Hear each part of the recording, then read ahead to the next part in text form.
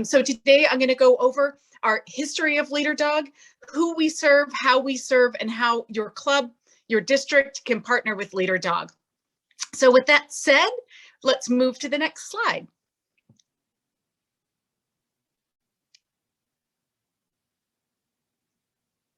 We'll start with a picture of a puppy because that's what we can do.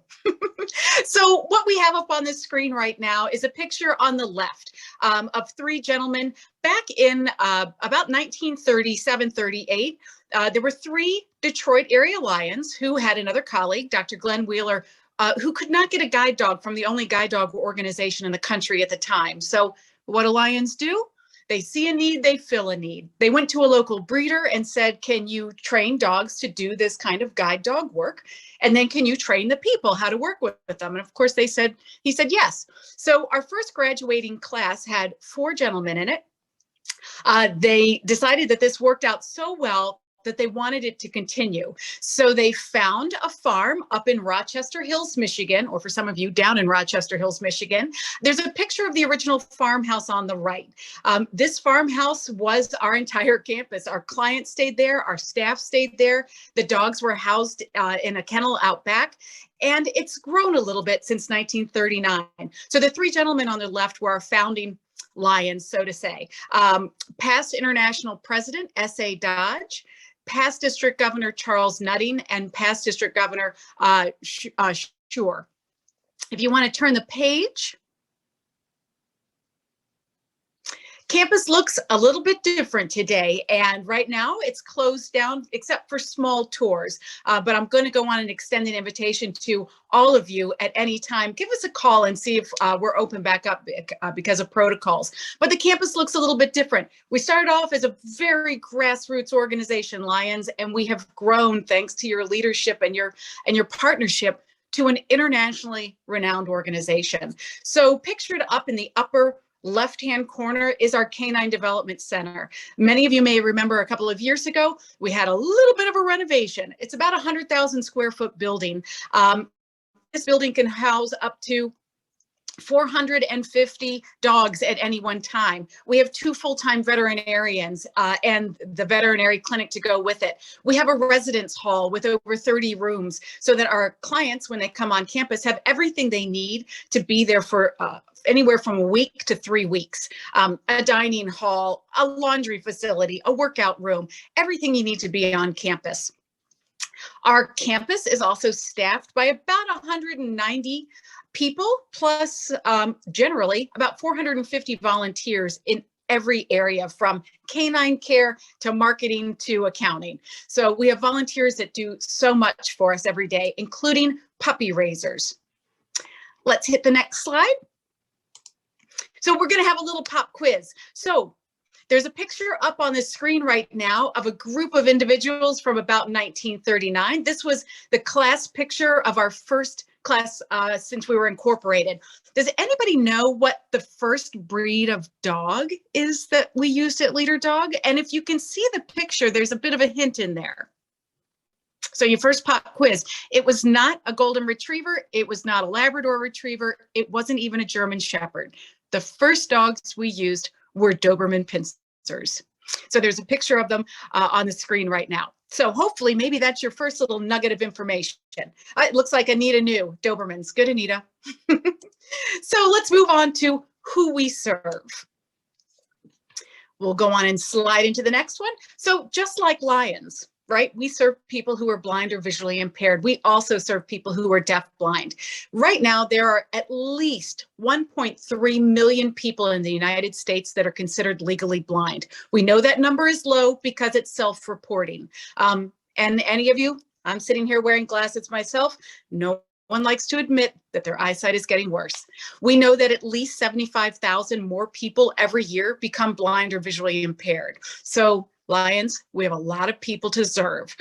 With that, we know that only about 10%, next slide, only about 10% of that 1.3 million people travel independently, either with a guide dog or white cane. So that's like saying, how many people do we have on here? That's like saying if you've got a room of 100 people, only 10 maybe have a driver's license. That is a really small number of people who can get around independently without having to rely on someone else. So Lions, we've got a lot of people to serve. So let's move on to the next. How does Leader Dog help? So obviously we have several different programs. Guide dogs, the first one off the top, right? That's what we're known for. So guide dogs, we breed and raise our own dogs. We have volunteer puppy raisers that take the puppies from about 7 weeks. And they hold on to them for about 12 or 14. Some of them are Lions. They train the dogs how to be a good dog. Our clients apply, we match them with a dog, and in most cases, they come onto campus for training to learn how to use their guide dog. We put them in every kind of environment. We take them downtown. How do you handle crowds? We take them out to the country. Not everybody lives in the city, right? So how do you navigate on sidewalks, on dirt roads? How do you cross a street safely? How does the dog know when to cross a street safely? So we do a lot of training. We do also, especially during these current times, do a lot of home deliveries where our guide dog mobility instructor will actually take the dog to the client's home and they work in their everyday environment. Another one that a lot of people don't realize is that we had a lot of clients who were applying for a guide dog, but they didn't have that basic travel skill, and that's with a white cane. And I'll also throw this caveat in there, and I hate to say it out loud, but a dog isn't for everybody. We want you to be able to travel safely and independently, either with a white cane or a guide dog. And there are also certain instances where you might not be able to take a guide dog with you, and a cane is a better tool to use, depending on what the situation is. Maybe you're going to a concert or a ball game and it's really hot outside. So we realized a lot of people weren't getting this basic travel skill. There are a lot of agencies for the blind and visually impaired, but they have certain criteria that you have to meet to be able to get this training.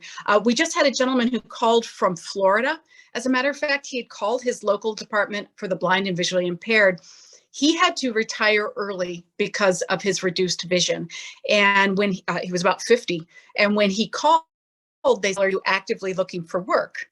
He said, "Well, no, I'm not, because I can't get around." They said, "Well, unless you're looking actively for work, you don't qualify for our services." So that's sort of a cart before the horse before the cart. It's just a non-ending circle. He did happen to find us, and he was able to come up and get that white cane training. He was so excited that now he's applying for a guide dog as well. So we like to find agencies that don't know about us so that they can refer people to Leader Dog to help with cases they can't handle. Another program that we have, a lot of people don't realize, is summer experience for teens. So as Shelly's going to talk about Bear Lake Camp in just a little bit, we partner along with Bear Lake as well for kids who are 16 and 17 years old. We invite them to Leader Dog for a week. It's a little mayhemish. 16 and 17-year-olds are all the same, no matter what their level of vision is. So they come up, we do a lot of leadership. Lions, you know, we love teaching leadership. We do a lot of leadership skills. They get to test drive a guide dog. They go up and do the ropes course up at Bear Lake Camp. It's just a really great time. So we have those 3 programs that are always ongoing. And when you're out there in the community, please make sure that you're letting people know it's not just guide dogs. So next slide up, here's your next pop quiz. What US states and Canadian provinces are served by Leader Dogs for the Blind? And the answer is all of them. We have clients from all 50 states, all Canadian provinces. In a normal year where we can go internationally, we have clients from Spain, from Mexico. We work with Lions in both of those areas. As a matter of fact, we have clients not only in all 50 states and all provinces, but in 17 other countries. So remember I said we started off as very grassroots? This is our international reach now. So what can 3 Lions do when they put their mind to something? So let's look next at the Leader Dog impact. So this is great. This is the numbers. For all of you numbers people out there, here come the numbers. In any normal year, we issue about 200 leader dogs with clients. We serve about 100 more people with white cane skills at orientation and mobility training. And we're licensed by the state for 24 teenagers for our summer experience. We also have the first and only one of two programs where we train guide dogs for people who are deafblind. There are only one other organization, I think, that now has a dedicated program for people specifically deafblind. And we train between 6 and 11 people with those specially trained dogs. The biggest number I want you to remember is 0. That is what it costs our clients to come to Leader Dog. So everybody set your coffee down and reach around and pat yourselves on the back, because we're able to do this because of the support from Lions and individuals, corporations, and foundations. We're 100% philanthropically funded. We do not charge a fee for our services.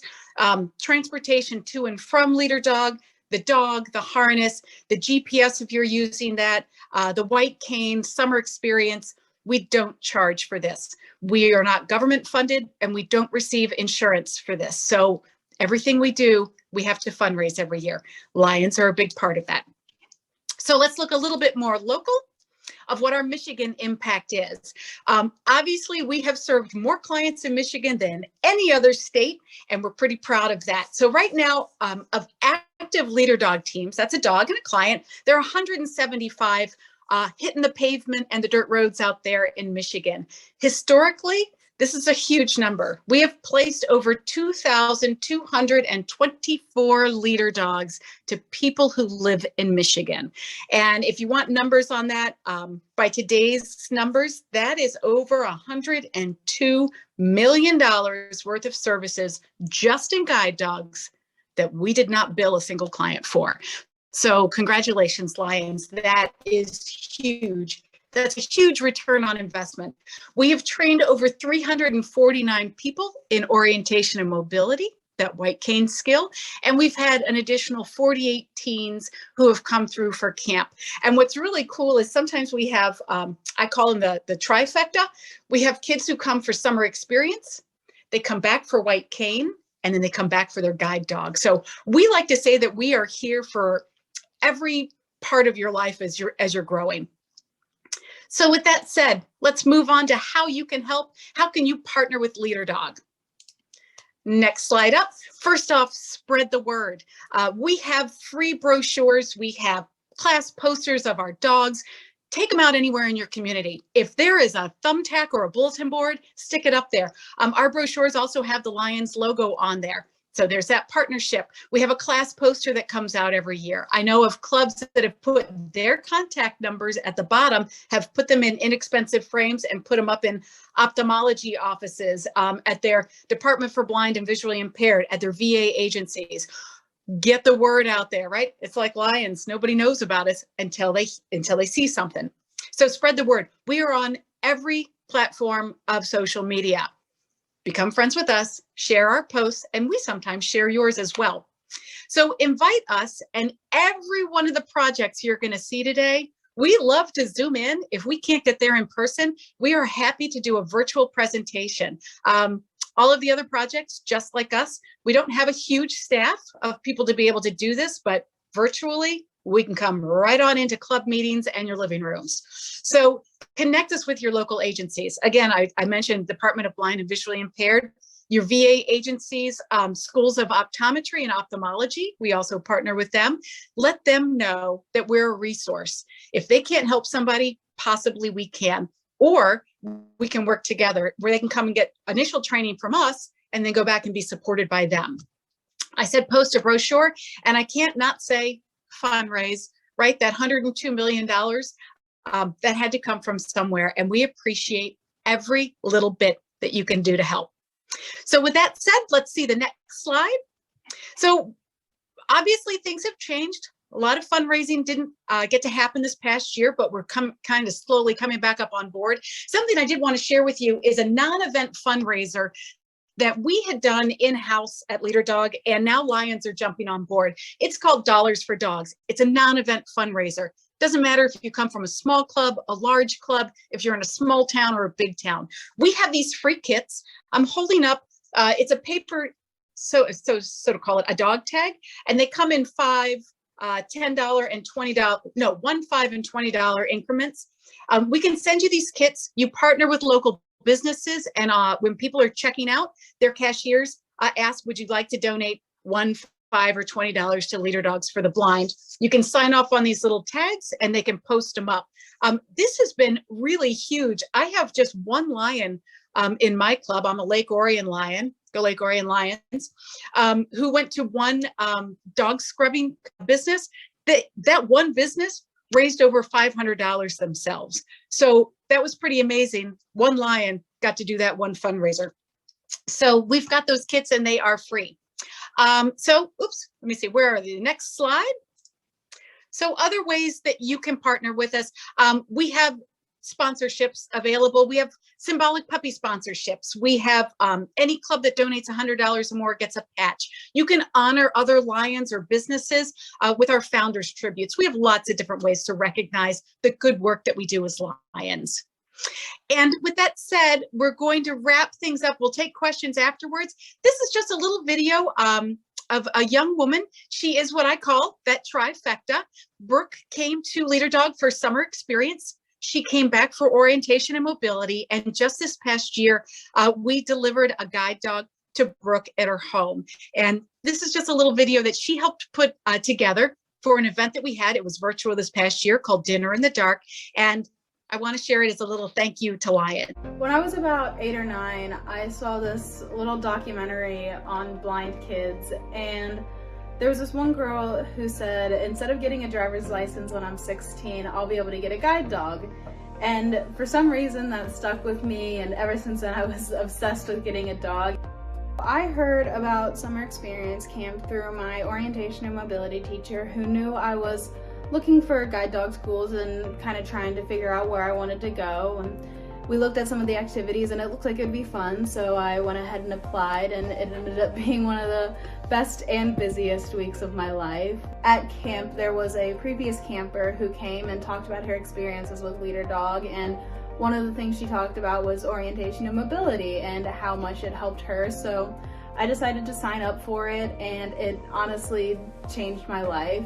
I am so much more comfortable using my cane now, and my skills have grown so much after just that 1 week. And I remember I did a drop-off where my trainer dropped me off about a couple blocks away from the building, and I had to find my way back. After that, it was natural for Brooke to want a guide dog, and pairing her up to Samson was her final step into, going towards her goals and her independent lifestyle. When I first arrived with Samson, we arrived in a Leader Dog vehicle, and it's all painted saying Leader Dog with pictures on it, and we pulled down the street, and everybody on her block, all of her neighbors, were all out on their porch waiting for us. I pulled in the driveway and they were clapping and crying, and they were so excited. My mom and I were standing outside on the porch, and as soon as we saw the van coming down our street, we both started crying. And the moment when I met him was just amazing. He ran up to me, I gave him a big hug. It was just amazing. And then the next day, the first day that I got to walk with him in harness, was just so surreal, because I'd been waiting for it for so many years, and it was finally there. It just felt like a dream. Before I got Samson, I mostly relied on my mom or my sister to guide me around, and at the time I didn't have any problem with that, but now that I have Samson, he's just given me so much more independence. Now she's walking around the mall and going into Food Lion, going into Walmart, just with a renewed self-confidence, and she's walking around our neighborhood, walking up to local stores. It's just phenomenal. I have very high hopes for Samson and Brooke. I'm very impressed with her work ethic. She has a lot of goals that she would like to obtain in her near future. Samson is up for the challenge. He is a great guide dog. He has been trained expertly by our trainers, and when I left them, I couldn't have asked for anything better.